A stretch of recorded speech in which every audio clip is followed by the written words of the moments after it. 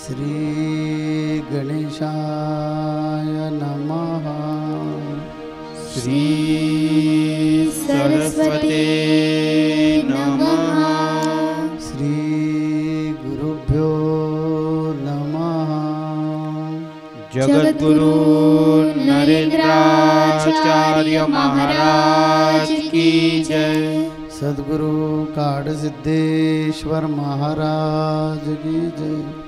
संत शिरोमणि गजानन महाराज की जय। आद्य जगद्गुरु रामानंदाचार्य महाराज की जय। सियावल्लभ रामचंद्र की जय। गुरु ब्रह्मा गुरुर्विष्णु गुरुदेवो महेश्वरा। श्री गुरु साक्षात् परब्रह्म तस्मै श्री गुरवे नमः। ब्रह्मानन्दं परमसुखदं केवलं ज्ञानमूर्तिं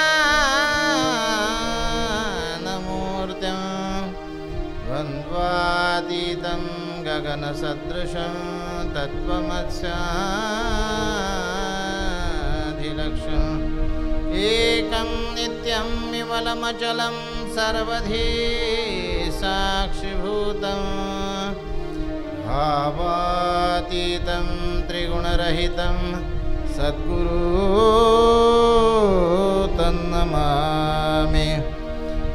श्रीमद्दासबोधदशक14वा समासनममा शाश्वतनिरूपणौ वाचण्यास प्रारंभ करितो महाराज। श्रीराम समर्थ। पिंडाचे पाहिले कौतुक शोधिला आत्मात्मविवेक। पिंडानात्मा आत्मा एक सकळ करता।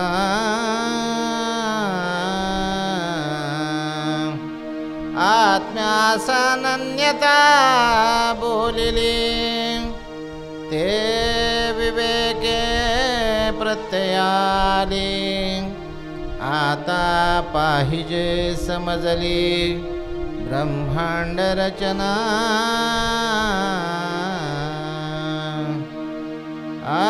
पिंड कार्य ब्रह्मांड कारण याचे करावे विवरण। हेची पुढे निरोपण बोलिले असे सर्व उपाधीचा शेवट तेथे नाही दृश्य खटपट। निर्गुण ब्रह्म घनदाट सकळा ठाये। पुंडलीक वरदे हर विठ्ठल। श्री ज्ञानदेव तुकाराम पंढरीनाथ महाराज की जय। जगद्गुरु नरेंद्राचार्य महाराज की जय।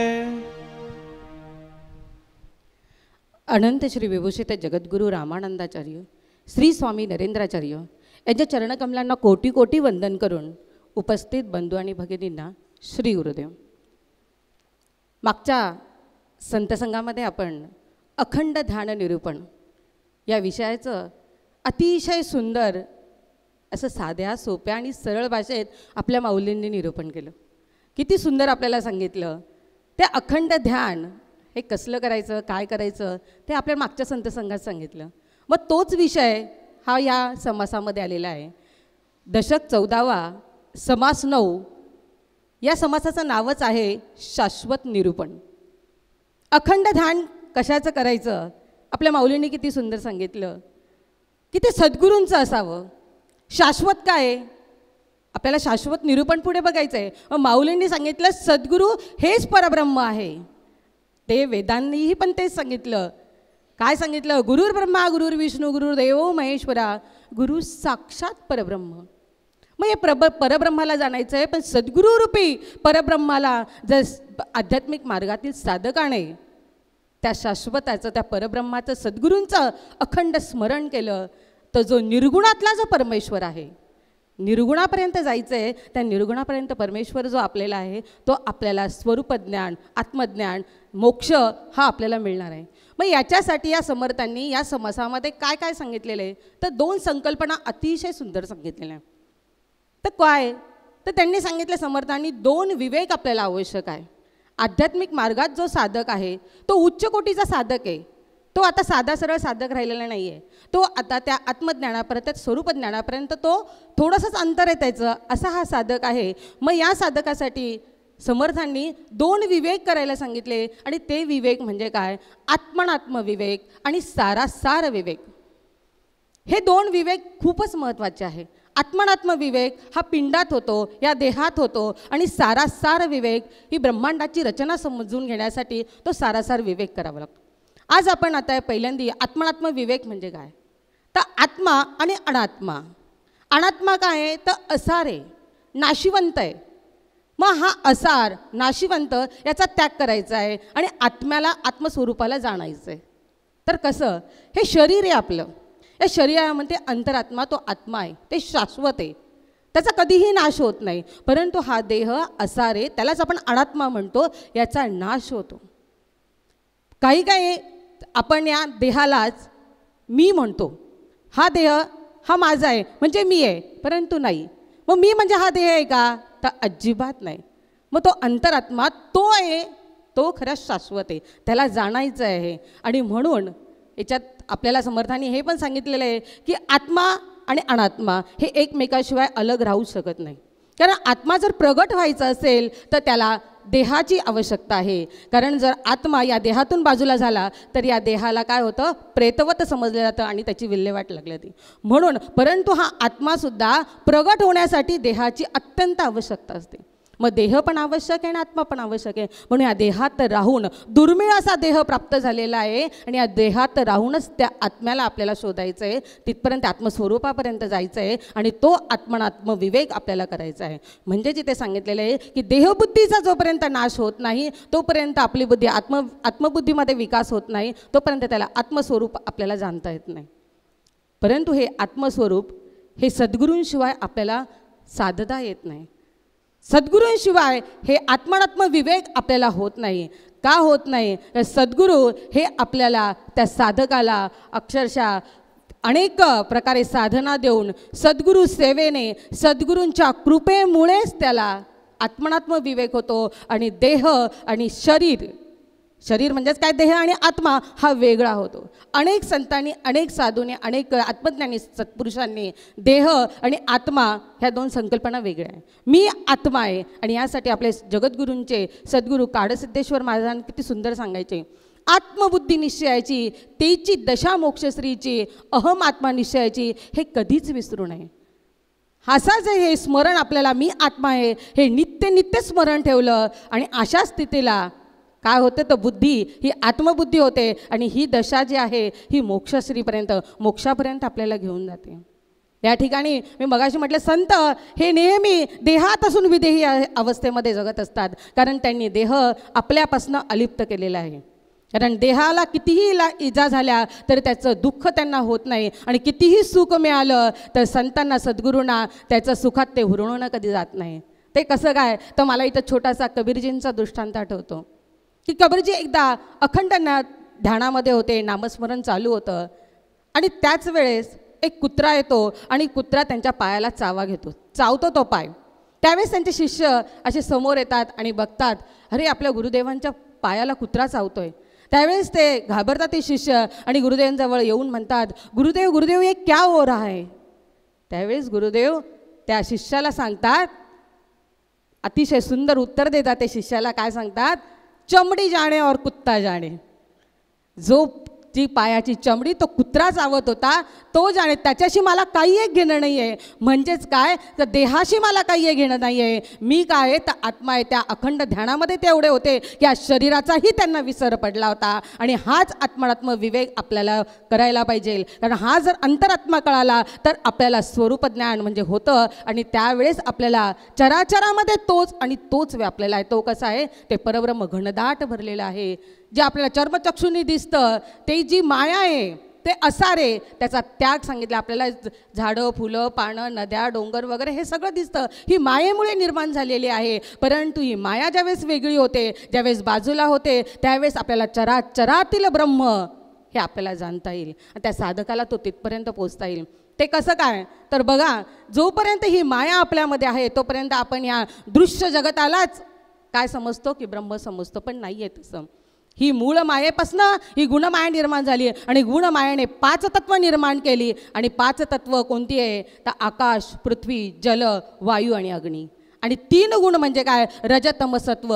या अष्टदा प्रकृतीने हा देह तयार झालेला. आणि तसं अष्टदा प्रकृतीने चराचर सृष्टी निर्माण झालेली आहे. परंतु याच्यामध्ये जे त्यांनी निर्माण केलेलं तो ब्रह्म ते जाणणं गरजेचं आहे. म्हणूनच मूळ माया, मायेपर्यंत ज्यावेळेस नाश होतो, मायेचा नाश होतो, त्यावेळेस आपण त्या ब्रह्मापर्यंत जातो. त्याच्यासाठी आपल्याला काय करायला पाहिजे? तर सारासार विवेक करायला पाहिजे. आणि तो सारासार विवेक म्हणजे काय? तर मायेला बाजूला करायला पाहिजे. इथे एक छोटासा रामायणातील प्रसंग आठवतो की प्रभू रामचंद्र, सीतामाई आणि लक्ष्मण वनवासात जातात. आपल्याला सगळ्यांनाच माहिती आहे. प्रभू रामचंद्र हे पुढे चालतात, मध्ये सीतामाई चालते आणि त्याच्या पाठीमागून लक्ष्मण चालत असतात. ज्या लक्ष्मणाला हा आपल्याला माहिती आहे, लक्ष्मणाला प्रभू रामचंद्रांचं नित्य दर्शन व्हावं ही इच्छा असते. परंतु मध्ये सीतामाई असल्यामुळे त्यांना प्रभू रामचंद्रांचं दर्शन घडत नाही. आणि म्हणून ते सीतामाईला विनंती करतात की माई तुम्ही थोडं बाजूला होऊन चला. प्रार्थना करतात. ज्यावेळेस सीतामाई बाजूला होतात त्यावेळेस प्रत्यक्ष दर्शन हे रामाचं होतं. म्हणजेच काय? हीच अवस्था आपलीही होते. ब्रह्म, माया आणि जीव. ज्यावेळेस या जीवाच्या मध्ये, जीव आणि ब्रह्माच्या मध्ये ही माया आहे, ज्यावेळेस माया बाजूला होते त्यावेळेस त्या जीवाला प्रत्यक्ष ब्रह्माचं दर्शन होतं. परंतु हे साधं नाही आहे. याच्यासाठी सद्गुरू आवश्यक आहे. कारण सद्गुरूंशिवाय हे ज्ञान, आत्मज्ञान, स्वरूपज्ञान, परब्रह्माचं ज्ञान कोणीही देऊ शकत नाही. आणि म्हणून रामा परब्रह्म गेला वशिष्ठ शरणपण, कृष्णास सांदीपणी गुरु करावा लागला. म्हणून सद्गुरूंशिवाय हे परमज्ञान कोणीही देऊ शकत नाही. म्हणून आपल्या माऊलींनी हरिपाठामध्ये इतकं सुंदर वर्णन केलं आहे सद्गुरूंचं. सद्गुरूने श्रेष्ठ दुजा नाही कोणी, म्हणून त्यासी विभक्त राहू नये. राहू नये विभक्त, गंगा जैसे म्हण. प्रत्यक्ष भगवंत आहे त्यांच्याजवळी, आहे त्यांच्याजवळी. ईश तो सावळा, अर्क तो पिंडी माझी उतरला. उतरला अर्क, स्वानंदी उडाला. नरेंद्र म्हणे स्वानंद घ्यावा वेळोवेळा. अहो हा स्वतःचा आनंद, स्वरूपाचा आनंद, स्वरूपाचं सुख आपल्याला जर घ्यायचं असेल तर सद्गुरूंशिवाय श्रेष्ठ कोणी नाही आहे. कारण प्रत्यक्ष परब्रह्माने त्या सद्गुरू रूपामध्ये येऊन आपल्याला योग्य मार्ग, त्या शाश्वत ज्ञानापर्यंत, शाश्वत सुखापर्यंत आपल्याला ते घेऊन जायचं आहे. म्हणून सद्गुरू यांच्या चरणाजवळ अनन्य भावे रिघा. त्याच वेळेस ते आपल्याला परब्रह्म, ते शाश्वत ज्ञान आपल्याला प्राप्त होतं. आणि म्हणून अट्टहास संतांनी केला. काय केला? तर करू नका काही संत संग धरा. का संत संग धरायला सांगितला? की आपल्याला हे असार त्यागायचं आहे. शाश्वत ब्रह्मज्ञानापर्यंत जर पोचायचं असेल तर सद्गुरू आणि सद्गुरूच आपल्याला तिथपर्यंत नेतात, हात धरून नेतात, मायेने नेतात. कारण सद्गुरू, आपण कितीही देवांची भक्ती केली तो प्रसन्न होत नाही. पण सद्गुरू इतके मायाळू, इतके दयाळू असतात. ते आपल्या भक्तांसाठी आपलं सर्वस्व अर्पण करता हो. आणि म्हणून या ठिकाणी जगद्गुरू माऊली आपल्याला या सुखापर्यंत कसे पोचतील, कसं तर आपल्याला हात धरून तिथपर्यंत नेणारे, ते शाश्वत सुख आपल्याला प्राप्त करून देणारे. आणि म्हणून ते अट्टासन सांगतात, बाबांनो संत संघाला या. रविवारी मी तुमची वाट बघते. ते आत्मज्ञान, ते अखंड ज्ञान, अखंड जे स्मरण आहे ते करण्यासाठी संत संघात या. संत संघामध्येच आपल्याला त्या शाश्वत सुखाचं ते सुख जे आहे, मग सुख हे आपल्याला असाराच्या मागे लागून मिळेल का? किती धनदौलत आपण कमवली तरी ते सुख मिळेल का? तर नाही. त्याचा एक ना एक दिवस नाश होणार आहे. ज्या सुखा कारणे देव वेडावला, वैकुंठ सोडून संत सदनी राहील. का? धन्य धन्य संतांचे सदन, जेथे लक्ष्मी सहित शोभे नारायण. सर्व सुखाचे सुखराशी, संत चरण मुक्ती भुक्ती दासी. संतांच्या चरणामध्येच मुक्ती भुक्ती ह्या दोन्ही प्रकार वसलेले आहेत. म्हणजे एकनाथ महाराज आपल्याला सांगतात की ह्या सुखाला पार नाही आहे. ह्या सुखाला भुलून देव संत चरणामध्ये संतांच्या सदनामध्ये येऊन राहतात. कारण संतांनी ते सुख पाहिलं आहे, ते शाश्वत सुख अनुभवलं आहे. त्याने आत्मानात्मक विवेक नावाची गोष्ट पाहिलेली आहे, जाणलेले आहे, भोगत आहेत. तर तिथे जा. म्हणून मगापासून आमच्या प्रवचनकर्ताईंनी वारंवार आपल्याला सांगितलं की संत संगतीत आलं पाहिजे, संत संघात आलं पाहिजे. अनेक वेळा आपण प्रवचनामध्ये ऐकतो की संत संग धरा, संत संग धरा. मी तर अभंगात सांगितलं आहे, करू नका काही संत संग धरा. संतांची संगत धरा, संतांच्या संगतीत या. कारण त्यांना आत्मानात्मक जो विवेक आहे तो पूर्णपणे जमलेला आहे. हे शरीर आणि आत्मा या दोन्ही गोष्टी भिन्न आहेत याची त्यांना पूर्ण जाणीव आहे. म्हणून कबीरांचं उदाहरण त्यांनी दिलं. कबीरांच्या पायाचा लचका तोडून कुत्रा चालत होता, पळत होता, तेव्हा शिष्य लोकांनी सांगितलं की तुम्हाला कुत्रा चावतोय. त्यांनी काय सांगितलं, अरे चमडी म्हणजे शरीर आणि तो कुत्रा दोघेजण बघून घेतील, माझाने काय संबंध नाही. कारण इतके ते वेगळे संत वागत असतात. का? तर त्यांना ठाऊक आहे की तो आत्मा म्हणजे परमात्मा आणि माझा आत्मा यांच्यामध्ये कोण येते? माया. ही माया अनात्मा आहे, ही आत्मा नाही आहे. दिसायला ती देवासारखी दिसते, दिसायला देवासारखी दिसते, पण ती देव नाही, म्हणजे परमात्मा नाही आहे. तर ही माया जी आहे, मायेच्या पाठीमागे जो जो लागला त्याची त्याची दैना झाली. म्हणून या मायेपासून आपण स्वतःला कंट्रोल केलं पाहिजे, सावध केलं पाहिजे. आता माया कोणकोणत्या प्रकारची आहे? तर संसारामध्ये आपण ज्या ज्या गोष्टीची अभिलाषा धरतो त्या सगळ्या गोष्टी मायेमध्ये येतात. संत नेमकं तेच शिकवतात की या मायेपासून आपण कसं बाजूला राहायचं. तसे आपल्याकडे अनेक माया आहेत, त्यातली तुमची ती माया आहे ना,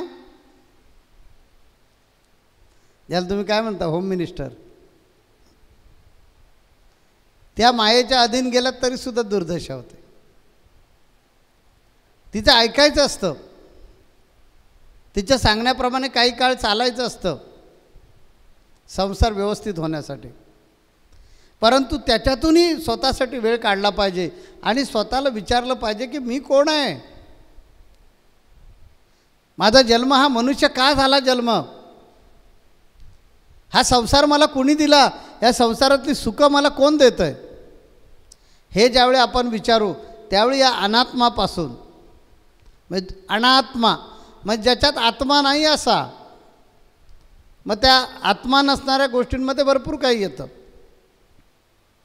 मग तिला माया म्हणा, तिला लीला म्हणा, तिला चमत्कार म्हणा, तिला अशाश्वत म्हणा, तिला काही नावं ठेवू शकता तुम्ही. तर हिच्यापासून बाजूला राहायचं आहे आणि ते संतांना पूर्णपणे कळलेलं असतं. म्हणून संतांच्या सहवासात यायचं. त्यांनी त्याच्यावर विजय मिळवलेला असतो, भूतजय म्हणतात त्याला. आता भूतजय म्हटल्यानंतर झोटिंग, बायंग, जखीन ही भूतांची जी नावं आहेत त्यातली भूतं मिळवलेली नसतात संतांनी. तर संतांनी हे जे 5 तत्व आणि 3 गुण यांच्यावर विजय मिळवलेला असतो आणि त्यामुळे काय होतं की त्यांच्यावर काही परिणाम होत नाही. मी अनुग्रह घेतला, अनुग्रह घेतल्यानंतर 1-2 महिन्यामध्ये माझा छोटा भाऊ ॲक्सिडेंटमध्ये वारला. बाप्पाने मला दृष्टांत दिलं, विचारलं बाद झालं का? मी म्हटलं घासभर दिलं, ताटभर द्या. का? तर तो देहाचा भाऊ आहे, माझा नव्हे. तो देहाचा भाऊ, माझा नव्हे भाऊ, लक्षात घ्या. मी नेहमी सांगतो की लोकांना म्हणण्यापुरता कानिपनाथ मुलगा आहे, लोकांना म्हणण्यासाठी सुप्रिया माझी पत्नी आहे, पण मी वेगळाच आहे. ती माझी कोणी नाही आहेत. एवढंच काय मला हे ठाऊक आहे की हा हात वरती जो केला आहे हा हातसुद्धा माझा नाही. याच्यातलं माझं काहीच नाही आहे. म्हणून मी ते काय केलं, गण्याला म्हणजे परमात्म्याला देऊन टाकलं आहे. आणि मी काय सांगितलं आहे, देहाचे व्यवहार चालती अलिप्त सर्व काळ आहे गण्या साक्षीभूत. हे जे काय करतं शरीर कार्य ते आणि तो परमेश्वर जाणे, तो परमात्मा जाणे. मला हे बाकी काही कळत नाही. हे शरीर आणि मी वेगवेगळे आहोत. तर माझं काम वेगळं आहे आणि त्या शरीराचं काम वेगळं आहे. शरीराचं काम शरीरानं करावं, त्यानं चूक केली त्याला फटका बसेल. त्या शरीरानं ज्या ज्या काही कर्म करायचे आहेत ते भोगायचे आहेत त्याला. आणि त्यामुळे मी वेगळा आणि तो वेगळा आहे. त्यामुळे मला हे कशासाठी पाहिजे. म्हणून मी सांगितलं, नको प्रतिष्ठा, नको चार मुक्ती, नको नको देवा वैकुंठ आम्हासी. आम्ही धरी येले तुझे दृढ पाव, सर्वच वाहिले मग कशा उपाव. हे जे आत्मा अनात्म्याचं जे सूत्र आहे ते गुरूंकडे पाहायला मिळतं, संत संघात ऐकायला मिळतं. म्हणून संतांकडे यायचं. मग संत सांगतात की बाबा रे, एखादा प्रसंग आला तर हतबल होण्याची गरज नाही, कोलमडून पडण्याची गरज नाही. तो मागच्या जन्मामध्ये काहीतरी कर्माचा भोग होता आणि या शरीराला तो भोगायचा आहे म्हणून तो शरीराला भोगायला आला. नाही, मला डायबेटीस झालाच कसा, मी स्वामींचा भक्त असताना. अरे शरीराला डायबेटीस झाला आहे, तुला डायबेटीस होऊ शकत नाही बाबा. त्या शरीराचे भोग शरीराला भोगलेच पाहिजे. ज्या ज्या चुका मागे केलेल्या आहेत त्याप्रमाणे शिक्षाही होणारच. कारण नियतीचा नियमच आहे, ती कुणालाही सोडत नाही. म्हणूनच तर मी सांगितलं ना, जन्म मरणाचे फेरे चुकती नये मानवा, राजा असो की रंक यम सोडीना त्याला. त्या कुणाला तो सोडणार नाही. ती नियती आपापला हिशोब पूर्ण करणार. म्हणून संत संगतीमध्ये या आणि सारासार विचार करायला शिका. जसा आत्मानात्मक विचार केला तर सारासार विचार करा की या शरीरानं जर कुणाचं वाईट केलं तर त्याचे फळं त्याला भोगावीच लागणार.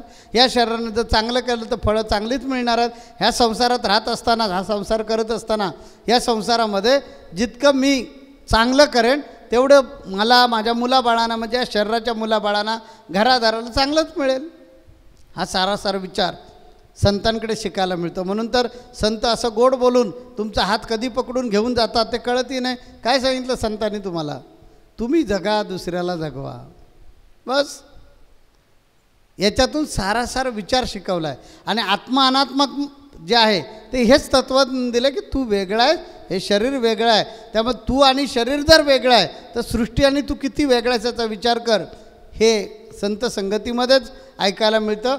संत संग म्हणजे माणसाला माणूस म्हणून नाही, देव म्हणून घडवण्याची कार्यशाळा म्हणजे संत संगती. म्हणून संत संघ, म्हणून तो दर आठवड्याचा संत संघ चुकवायचा नाही असा निश्चयच करूया. आणि आता आपण इथून उठूया कारण आपला वेळ संपलेला आहे. श्री गुरुदेव. जगद्गुरु नरेंद्राचार्य महाराज की जय. सद्गुरु काळ सिद्धेश्वर महाराज की जय. संत शिरोमणी गजानन महाराज की जय. आद्य जगद्गुरु रामानंदाचार्य महाराज की जय. सियावर रामचंद्र की जय.